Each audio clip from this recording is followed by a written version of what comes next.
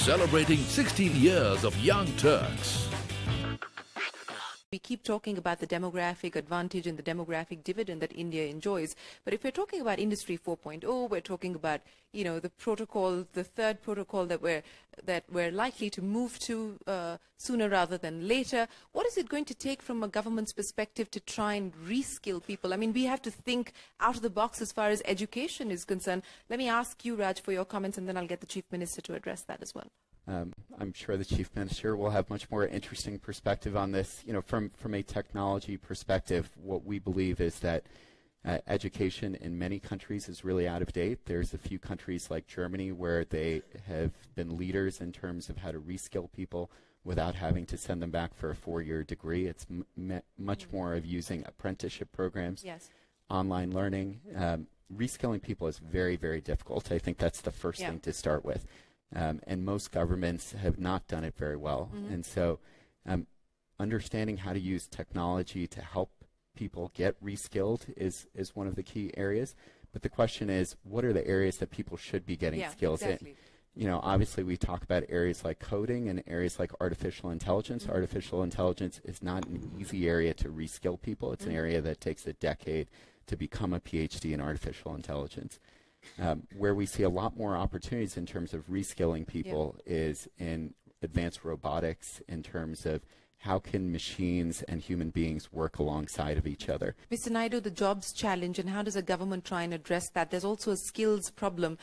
We just talked about the disruptive impact of technology, and on account of that, according to the latest NASSCOM study, whether it's IT or manufacturing, 25% or so of the jobs that currently exist may not exist in the next 12 to 18 months. In that context, what does the government do?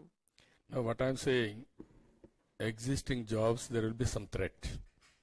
Always there will be new jobs. Technology with the disruptive technologies or technology will bring efficiency. By the way, governments will have more resources. We can spend all the resources again on development and also on employment creation. It is whenever you want to create wealth, you have to use technology. Technology is one side. It is a no more option. It is a compulsion. You have to adapt, or otherwise you have to perish. There is no other way. For that, better way to move forward by using technology, as you rightly mentioned. Important subjects just like artificial intelligence, all these things, it is a technical subject, it will take some time. But Today, are you starting to incorporate that, for instance, we are doing that. system? What we are doing that. Even now blockchain technology, I am searching wherever there are courses. Recently I started FinTech. These are all the new technologies. Originally I used to promote IT. Now latest technologies we are promoting now. Okay. Cyber security, all these things. What I wanted to impress upon everybody here, one is school education, college education, that is one, skill development, and also continuous learning lifelong. Lifelong learning is a must for future. Jack, I think we're pretty much coming to the end of our time, so let me ask you, the big disruptive idea that you believe we'll see play out in 2018, the biggest risk that you foresee as well for 2018? Wow, the biggest disruptive idea in general? Yeah. Or in payments? Payments, since that's what you focus on. Look, the blockchain stuff that we talked about earlier is it's an important consideration. It comes up all the time as a potential big disruptive element. You're smiling. In consumer payments. And we should all consider it and be thinking about it in the future. It's not here yet, so that's probably not a 2018. I don't necessarily foresee India or a lot of other countries jumping into fiat issuance of cryptocurrency. So in the here and the now, I think we can actually embrace the technologies that already exist. Perhaps they're no longer disruptive, but the mobile connectivity that exists that has been so under-leveraged so far, we can do so much more with to drive more efficiency and more inclusion into society. So that's what we're going to be concentrating on over the next year. We'll obviously be working on and thinking about back in our labs in the background how we leverage things like cryptocurrency and blockchain. And in terms of risk, I think the risk is in action. I mean that is the biggest. I don't think there are a lot of really significant risks that can get in the way of the kind of progress that I am talking about making, other than we ourselves not taking it upon ourselves to partner. So what's the and take innovation action. mantra at Visa currently? Do you acquire to innovate, or how do you grapple with the innovation challenge? Very much see ourselves as a technology platform. We are an infrastructure platform that invites the world to come and innovate on top of us. So we're constantly trying to make ourselves easy and accessible. We work with fintech companies, we work with large companies and small companies, and we create services that power payments, throughout the world in that way. So that's very much our mantra and the approach that we take to innovation. And where would India be in your pecking order of countries of strategic importance?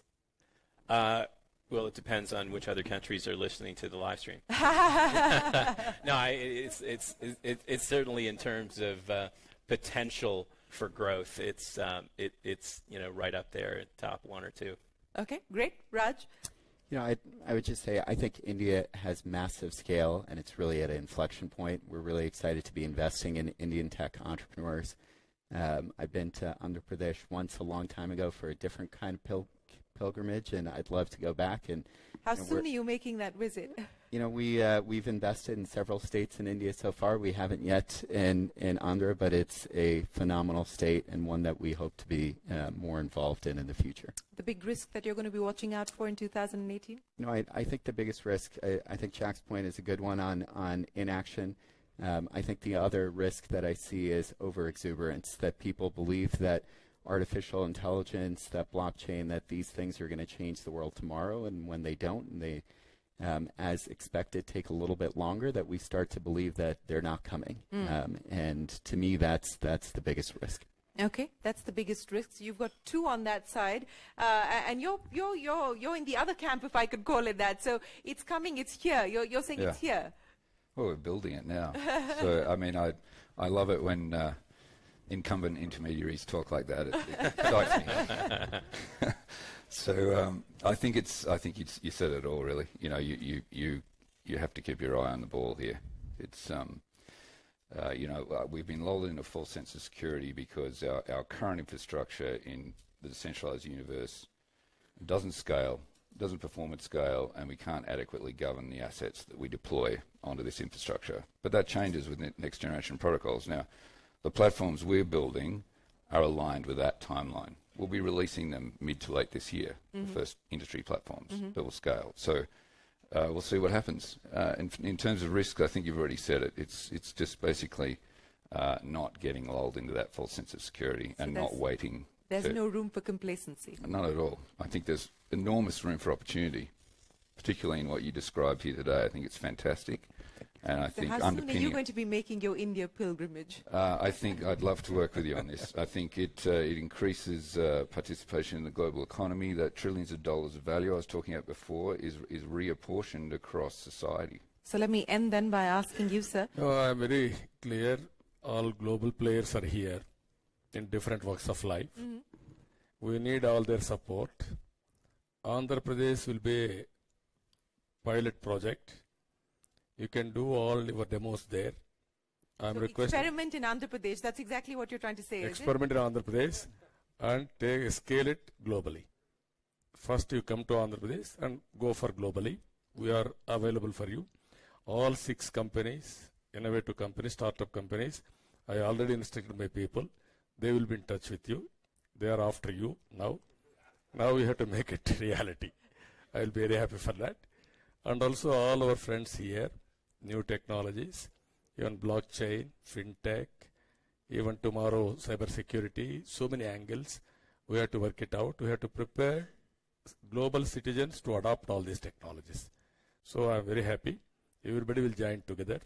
We will promote future technologies for benefit of the global citizens. Well, we hope that that mandate that you've just articulated for us is in fact realized, and we see the three of them who've talked about the opportunities that India presents continue to incrementally invest in India and make their India pilgrimage as well. And Andhra Pradesh positioning itself as the incubator for interesting and disruptive experiments. So welcome to Andhra Pradesh and welcome to India, and thank you very much for joining us here on this very special panel discussion. Appreciate your time. Thank you very much. Thank you.